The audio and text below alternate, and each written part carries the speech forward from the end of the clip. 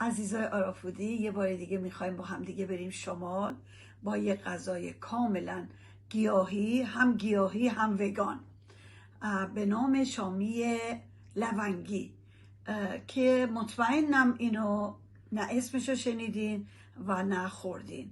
یه چیز بسیار خوشمزه در عین حال فوق‌العاده ساده که یک مادر بزرگ پیری توی یه لاغای تالش این شامی رو درست کرد و من این شانس رو داشتم که یاد بگیرم و برای شما هم درست کنم. خب بازم مرسی که ویدیوهامو لایک میکنین، کامنت میذارین و سابسکرایب میکنین. بریم با هم درستش کنیم.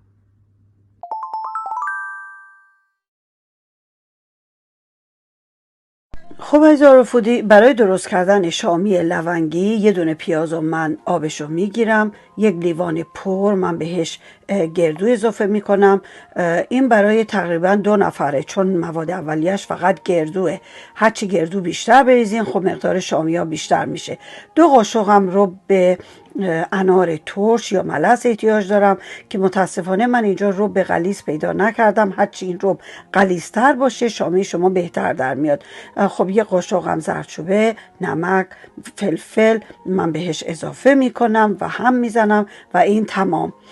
و برای سرخ کردنش هم بهتون بگم که خیلی سریع شما فکر میکنین شامیتون سوخته ولی سوخته نیستش. خب هر چی زودتر برگردونین بهتره، ولی در اصل چون به خاطر رب انار داره و گردو داره خیلی سریع رنگش سیاه میشه ولی اصلا تلخی نداره.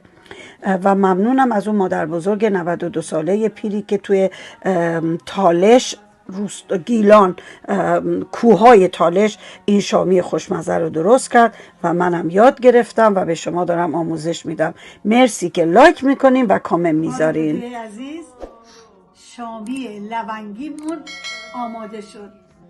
این دیگه فکر نکنم هیچ جا تو هیچ سایتی بتونین اینو پیدا کنین. امیدوارم که درست کنید و از خوردنش لذت ببرید.